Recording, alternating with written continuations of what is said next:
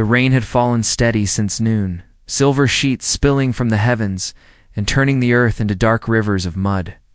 A narrow trail cut across the meadow, and on it walked a woman in a long cream dress, its hem already stained and heavy with wet soil. Her hair clung damp against her cheeks, her veil drooping like a tired wing. She walked barefoot, the shoes long abandoned. Her steps slow but steady, as though each one carried her toward something she feared yet could not turn from. The sky pressed low and gray above her, the kind of sky that made the world feel smaller, lonelier, and hungrier. Somewhere in the distance a dog barked, then silence returned, save for the hiss of rain on pine needles. At the edge of the woods stood a cabin, smoke curling from its chimney, the flicker of firelight glowing against its windows. On the porch, a man leaned against the post, arms folded, hat brim shadowing his eyes. Beside him stood a little girl with hair the color of wheat, her small hands clutching a worn teddy bear.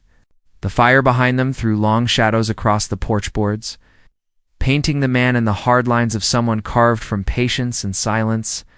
The girl, in contrast, shifted from foot to foot, her freckled face curious, her gaze wide, as she watched the woman approach. The woman in the dress stopped a few yards away, her breath rising in clouds, though the air was not cold enough for such a sight.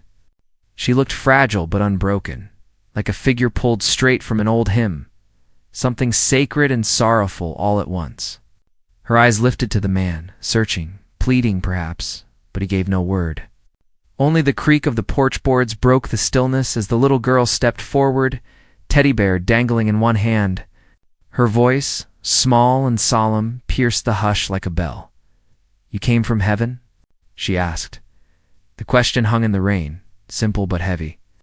As though the world itself leaned in to hear the answer, the woman lowered her gaze to the child. The corners of her mouth trembled, not quite a smile, not quite despair. She wanted to kneel, to bring herself to the girl's height. But the weight of the soaked gown kept her standing as if bound by duty.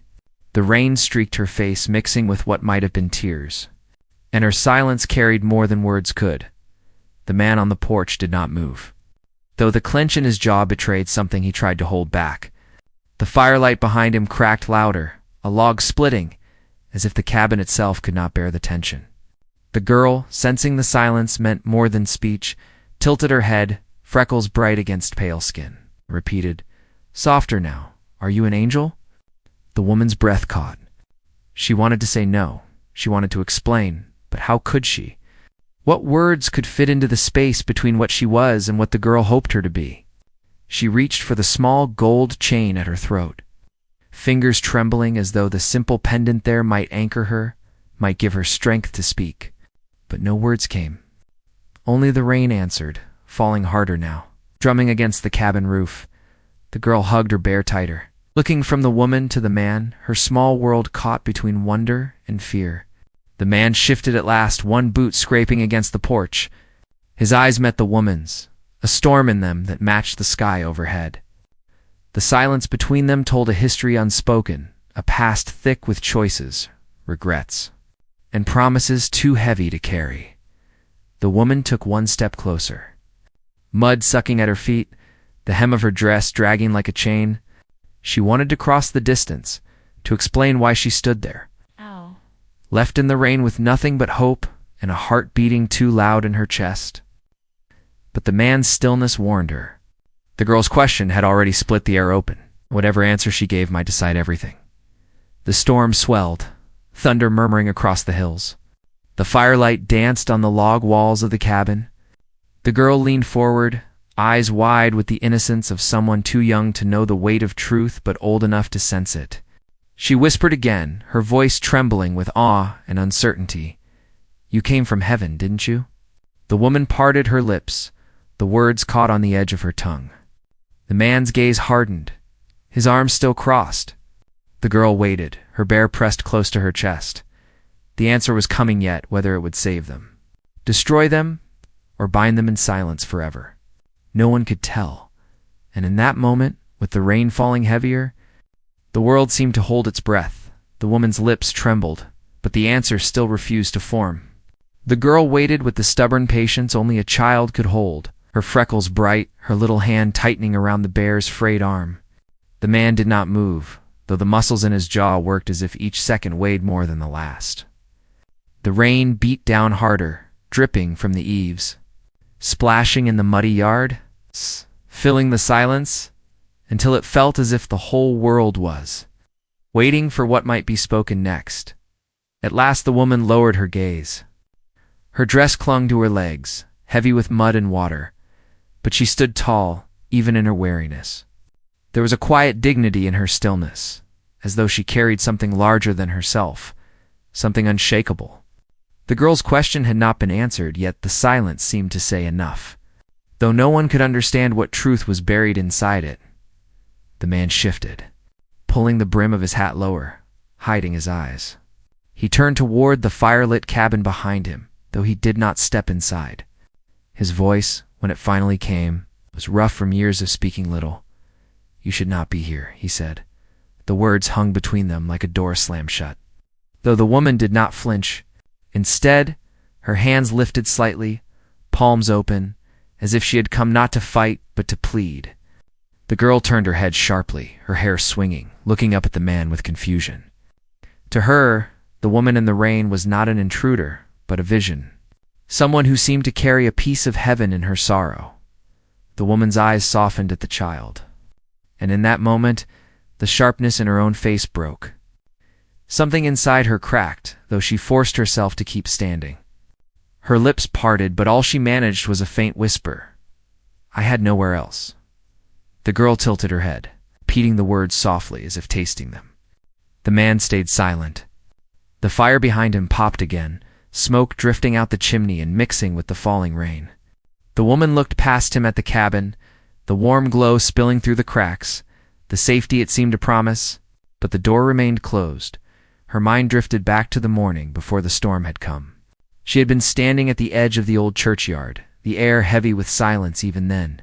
The bells had not rung, though they were meant to. The preacher had not come forward, though he was waiting in the wings. The faces she had known, faces filled with questions, had slowly turned away one by one.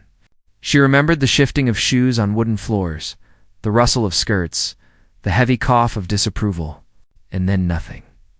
Only emptiness, as if the world itself had cast her aside. She had walked out into the rain then, leaving behind everything she had been promised. The road stretched long, and the storm seemed to follow her steps. She kept walking, guided by something she could not name. Now, standing before this cabin, before the man and child who watched her like strangers, she felt the same storm inside her chest. The girl broke the silence once more, her voice bright and earnest. "She looks like the picture in the Bible," she said, tugging at the man's sleeve. "Like the ones Mama used to show me. The angels with light all around them." The man's jaw tightened. He knelt then, one knee pressing against the wood of the porch so that he could look the child in the eye. His voice was steady but firm. "Not every stranger is an angel." The girl's face fell slightly, but her gaze turned back to the woman, as if unwilling to let go of her first thought. Her little world was still full of wonder, and she wanted so badly for this figure in the rain to be something more than ordinary. Sorrow. The woman did not speak to defend herself. She only met the man's eyes, her expression a mixture of weariness and resolve. She knew his suspicion, perhaps even his anger, but she also knew the child's hope. And that hope was something she could not crush. The wind shifted, carrying with it the smell of wet earth and pine, the sharpness of a storm that had not yet passed. The woman drew a deep breath, steadying herself. She wanted to explain who she was, why she had come, but the story was tangled with too many shadows. It was not something to be told in one sentence, nor in one night. Still, the truth pressed at her lips, aching to be known. Behind the man, the firelight flickered, shadows crawling along the cabin walls. The sound of a horse shifted in the stable nearby, stamping at the ground as if sensing the weight in the air. The girl squeezed her bear tighter, eyes never leaving the woman. "Please," the woman said at last, her voice trembling but firm. "I only ask for shelter until the rain is done." The man's silence stretched, and the storm roared louder as if mocking her plea. She wondered if he would turn her away, leave her to the dark woods, and the endless road.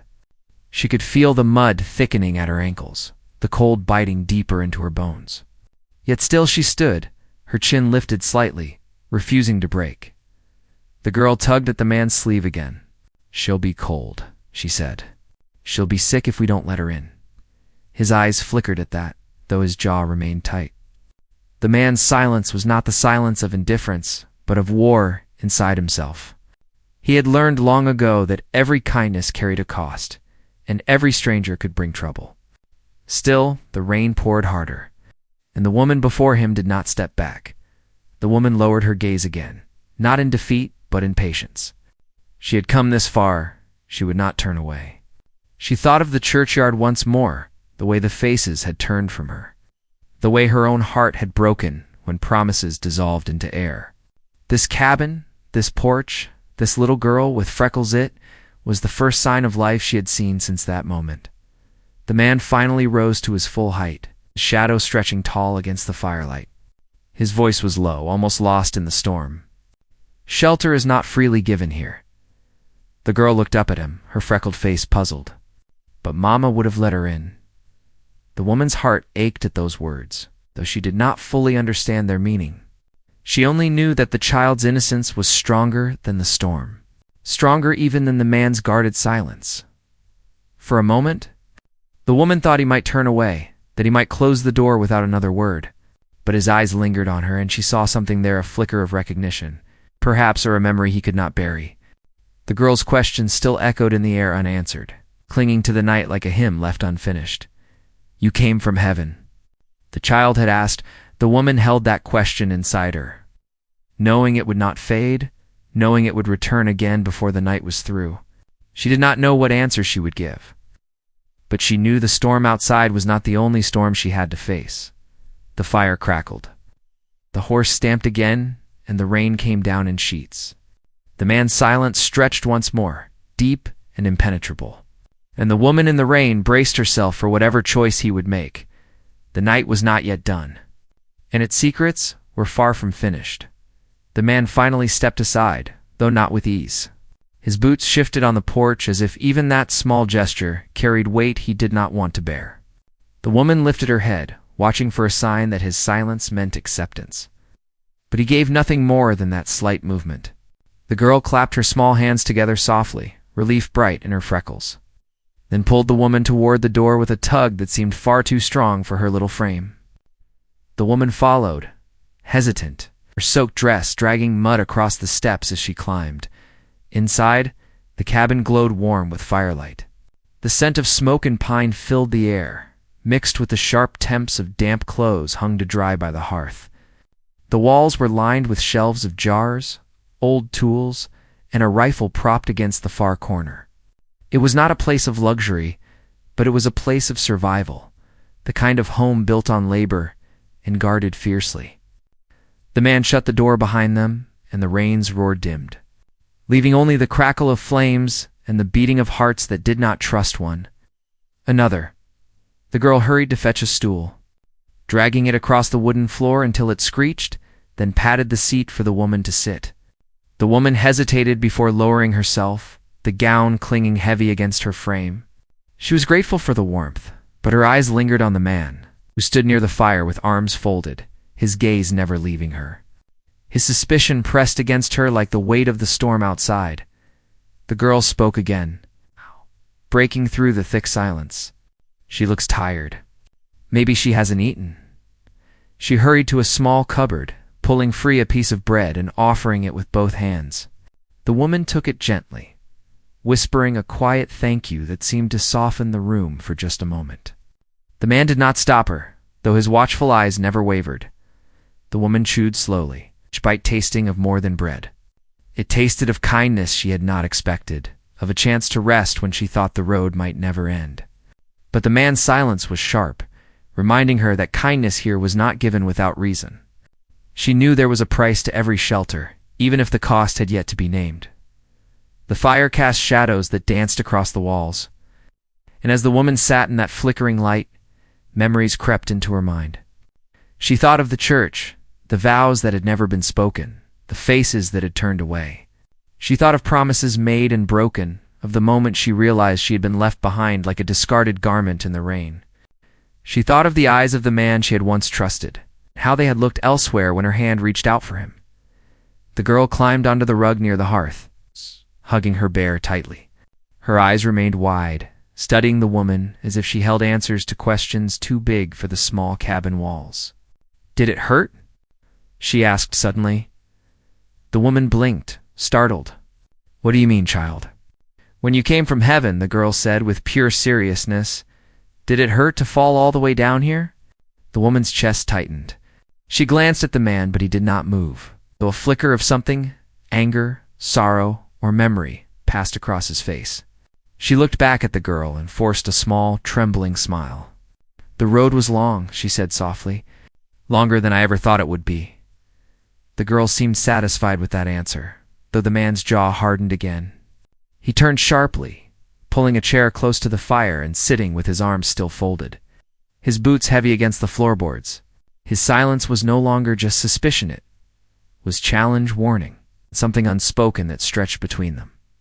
The woman lowered her eyes to her lap, his fingers twisting the edge of her wet dress. She could feel the conflict brewing, though she did not yet understand the depth of it. She only knew that the child saw her as a miracle, while the man saw her as a threat. The storm outside raged on, battering the windows with wind and water. Each gust rattled the glass, reminding them that the world beyond was no safer than the storm inside. The fire burned bright, but even its warmth could not erase the tension pressing against the cabin walls. The girl soon dozed by the fire, Albert tucked under her chin, her freckles soft in the glow. The man finally broke the silence, his voice low and edged with something heavy. "You should speak the truth," he said. "The child may be too young to see it, but I am not." The woman lifted her eyes, steady, though tired. "And what truth is it you want to hear?" "That you are no angel," he said firmly. "That you came here for reasons you will not yet speak." The woman swallowed hard. "I came because I had nowhere else. That is truth enough." He leaned forward, elbows on his knees, gaze sharp. "People don't wander these woods without cause. Not in a storm like this. Not in a dress like that. You've left something behind. Or someone." His words struck like arrows, close to the truth she carried, though she kept her silence. She wanted to deny him, but she knew denial would only sharpen his suspicion. She also knew the child's belief in her was fragile. She could not bear to shatter it yet. The man's stare did not relent. He was searching her face for cracks, for lies, for the smallest sign of betrayal. And though she held his gaze, her heart beat fast, for she knew her secrets could not remain hidden forever. The fire hissed as another log split, sending sparks upward. The storm pressed harder against the cabin, as though trying to force its way inside. The woman closed her eyes briefly, feeling the weight of past and present colliding. She had come seeking shelter, but what she found was a man who guarded his world with iron walls and a child who opened hers without hesitation. In the distance, a wolf howled, its cry echoing through the trees. The sound drew the man's eyes to the window, though his hand twitched toward the rifle. The woman flinched slightly, not at the wolf, but at the reminder that danger lurked in more than storms. The girl stirred in her sleep, mumbling softly, her small hand reaching out as though searching for the woman. The woman leaned forward, brushing a strand of hair from the child's forehead. In that moment, a tenderness filled her that she had not felt in years, a reminder of something she had once longed for.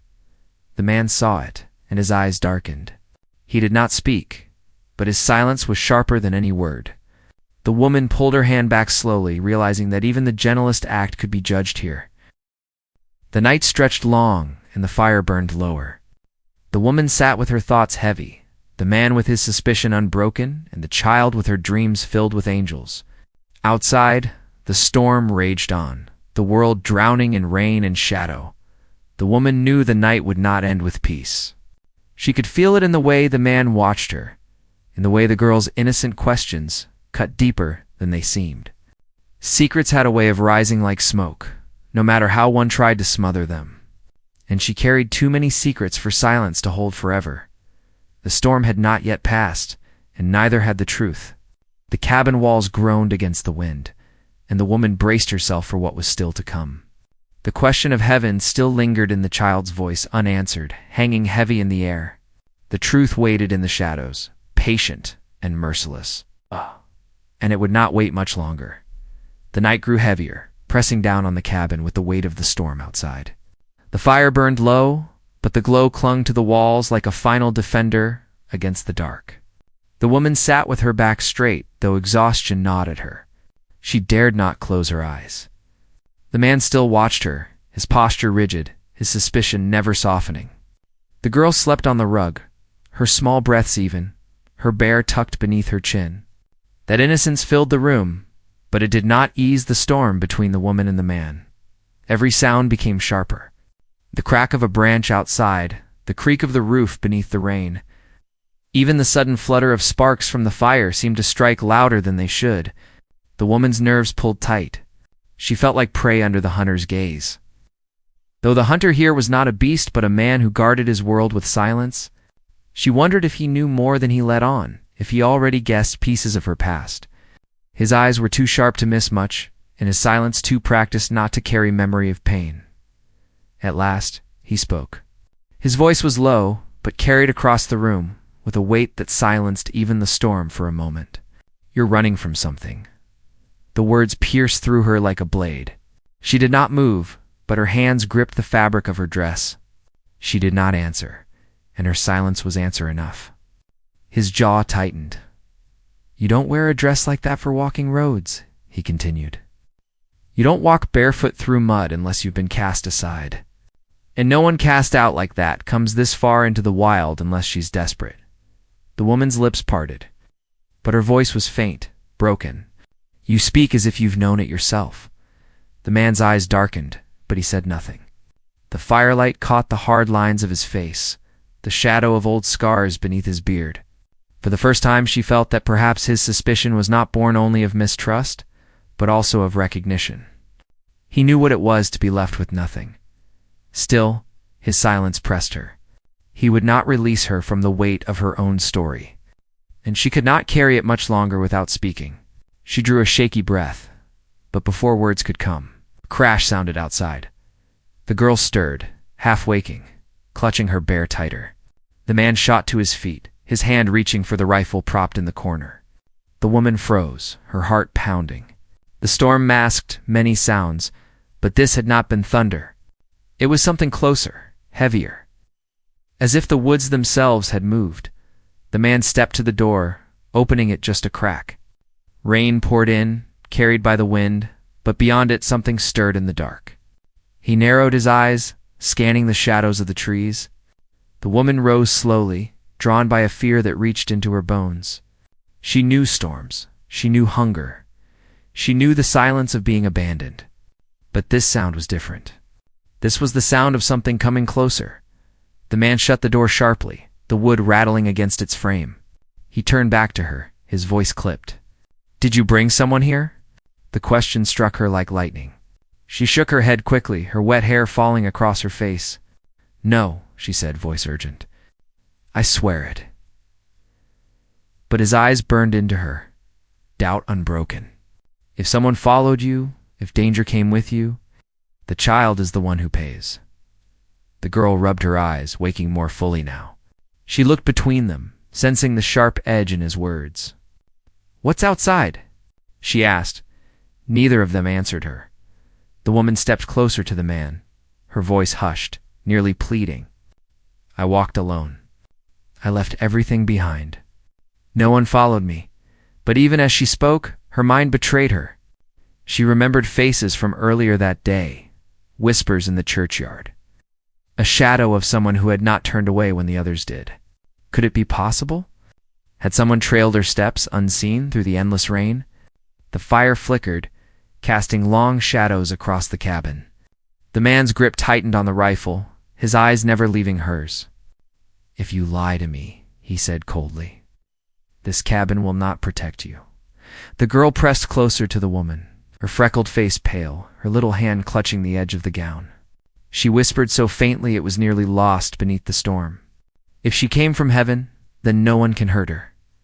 The words cut through the air, soft yet fierce, and for a moment the woman's heart broke beneath their weight. She wished the child's belief could be truth. She wished she could claim it. But the man's eyes warned her that heaven had no place here. Another crash came from outside, closer this time. The horse in the stable whinnied, stamping in panic. The man moved to the window, peering into the storm. His shoulders stiffened, though he said nothing. The woman stepped toward him, unable to stop herself. "What do you see?" His silence told her enough. Whatever it was real. The girl clutched her bear tighter, her eyes wide. "Is it wolves?" The man shook his head slowly, never looking away from the dark beyond the glass. "Not wolves." The woman's breath quickened. She wanted to ask again, but the look on his face kept her silent.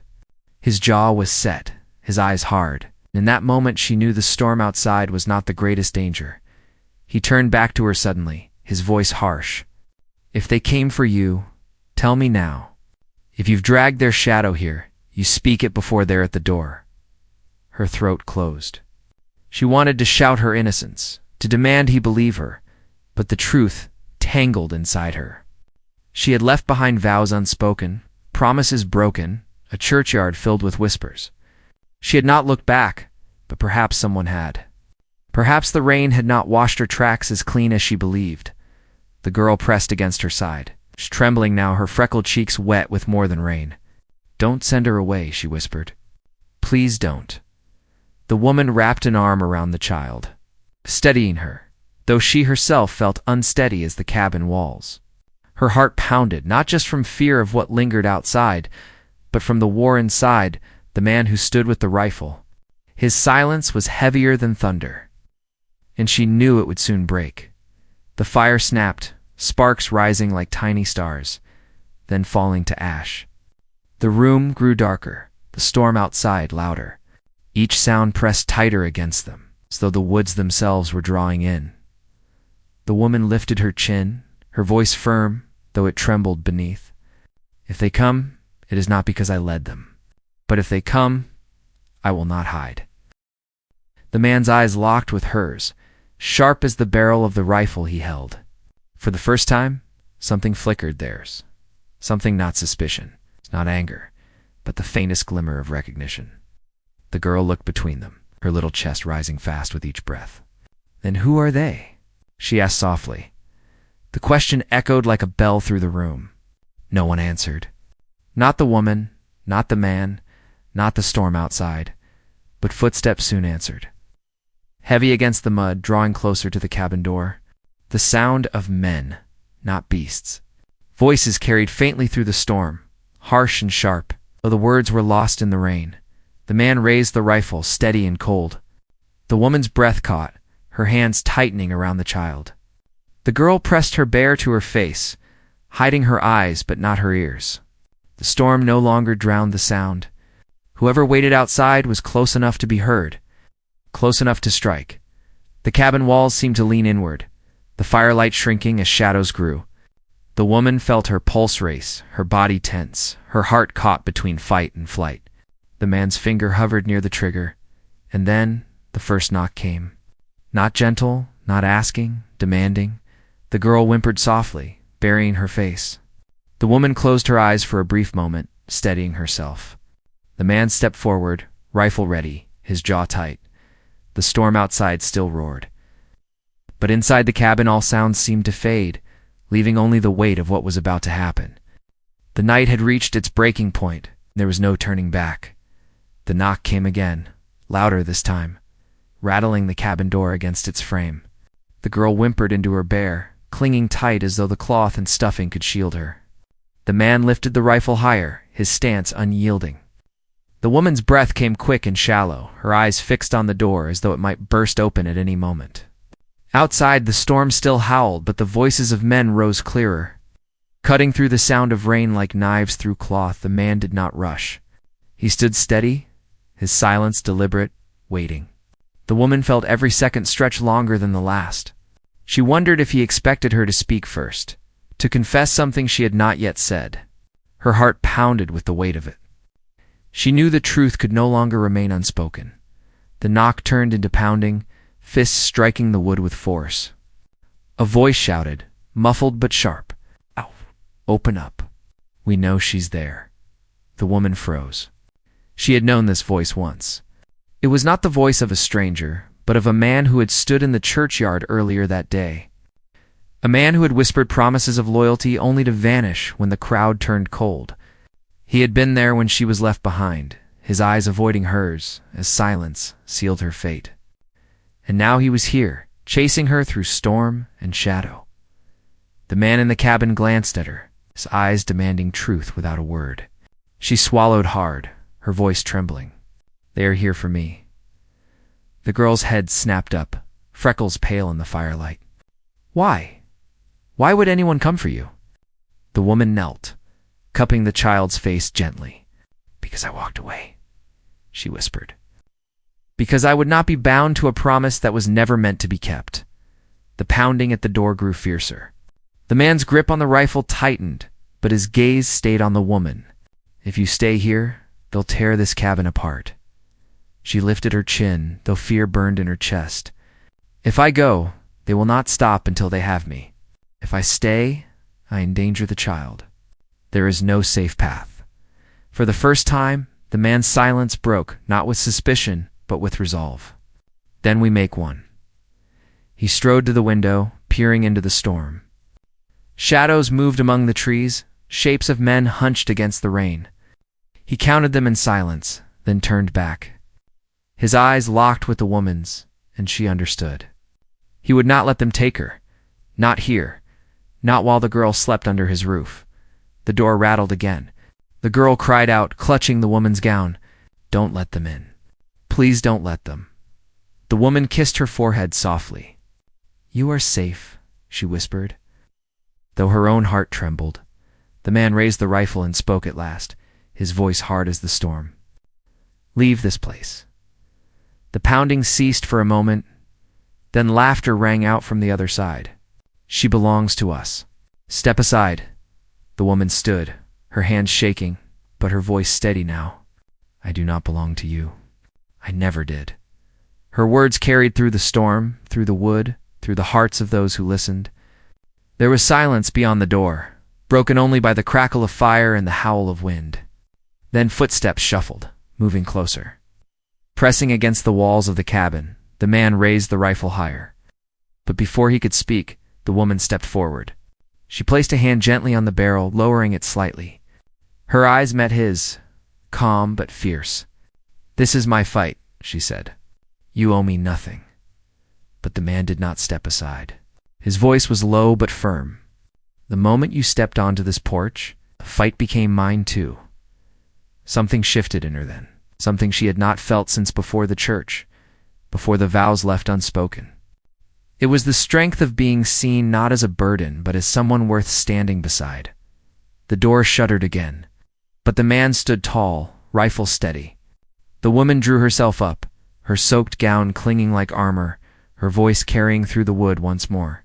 "If you came for me, then hear me now. I will not go back. Not to vows broken, not to promises hollow. I walked away because heaven does not chain itself to lies." The storm raged on, but the pounding at the door ceased. Silence fell heavy. The girl's small hand clutched the woman's tighter, her freckles glowing in the firelight. The man kept his rifle raised, waiting. Finally, the footsteps retreated, one by one, swallowed by the storm. The shadows slipped back into the trees, and the woods grew still, save for the rain. The cabin walls sighed as though they had held their breath too long.